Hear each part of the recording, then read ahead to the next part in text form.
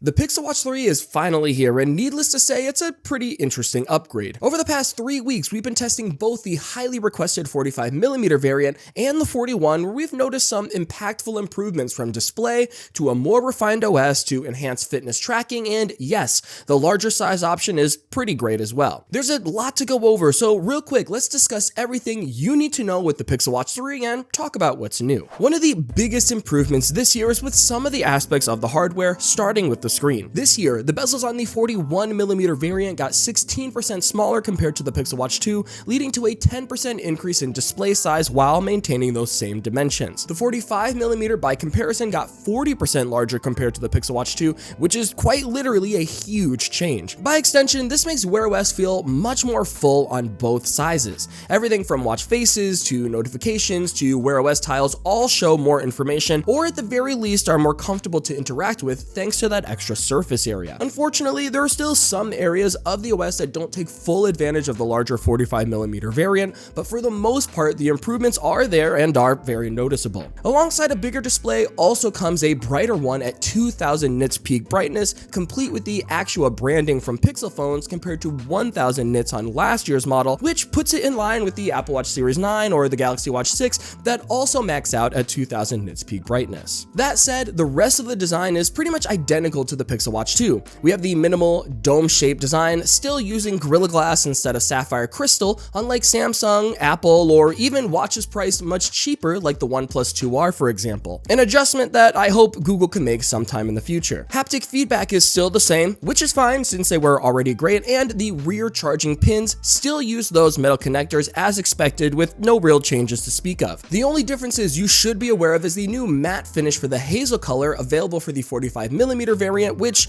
the matte finish in general, either the black or hazel, looks much cleaner than the polished finish in my opinion. And if you're considering the 41mm variant, all prior bands are still interchangeable, which is great, but on the 45mm variant, the connectors are different sizes, so you will have to buy new bands unfortunately. For new software additions, we do have quite a few. There's a new app grid launcher, which is a much more simple way to access your apps compared to the list view, although you can switch between the two if you have a preference. The Pixel Recorder app is now available on the Pixel Watch 3, which is just a convenient way to take short voice memos directly on your wrist with playback enabled either through the watch speakers or a connected Bluetooth device, and does allow users to sync recordings to their phone for transcription or storage. My only tip would be to make sure you keep the watch pretty close to your face, otherwise the mic has a hard time picking up the audio. Additionally, the Google Home app has upgrades with a Google TV remote and live camera feeds from Nest cameras. The Pixel Camera app Viewfinder is now much larger on both the 41 and 45, and to me is much faster in terms of performance,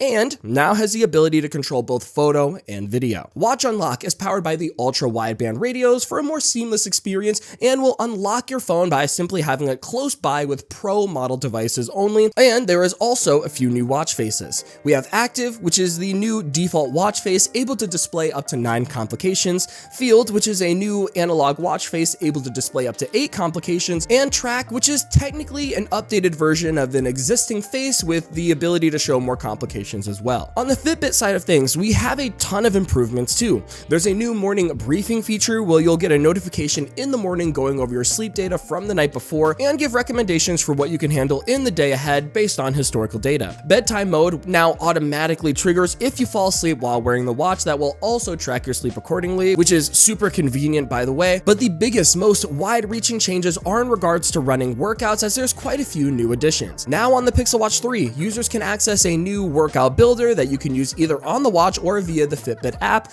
It allows you to customize warm-ups and cool-down periods, add intervals, and set goals for your runs. When setting a goal, you have multiple areas to choose from like distance, time, energy burned, time trial, and an open run.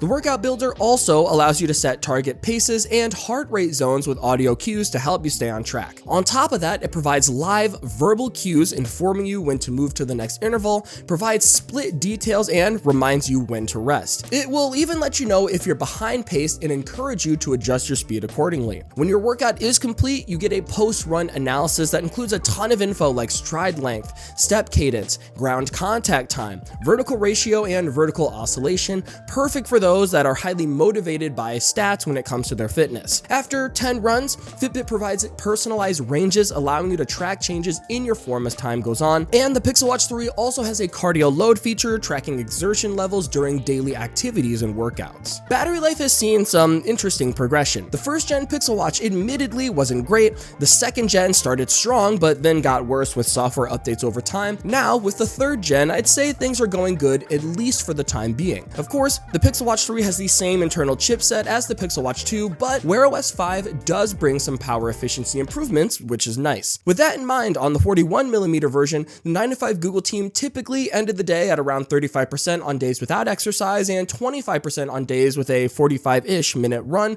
with always on display active. On the 45mm, we got more longevity thanks to that larger internal cell, where we typically got 1.5 to 2 days on a single charge with always on display disabled, ending the day around 50 to 60%, and with always on display enabled, we could get at least 36 hours. For sleep tracking, at least on the 45mm, I could get through 8 hours of sleep in bedtime mode, even with 20% remaining, something that would certainly kill the Pixel Watch 2, as I mentioned in my long-term review. For me personally, I still prefer the week-long battery life of a dedicated Fitbit device, but for a smartwatch, it's pretty much on par with the main competitors out there like the Apple Watch or Galaxy Watch series. In closing, it's pretty easy to say the 45mm is without a doubt the star of the show this year, but the changes as a whole make the Pixel Watch series more well-rounded than ever before, while also addressing some concerns from last year's devices. The thinner bezels and larger screens are a big improvement to the form factor. The new running features make the Pixel Watch feel more like a workout tool with the potential to evolve into a fully personalized coaching experience, and in general, Google took a huge step in making the Pixel Watch a more compelling choice for a wider audience, and I'm excited to see where things go from here.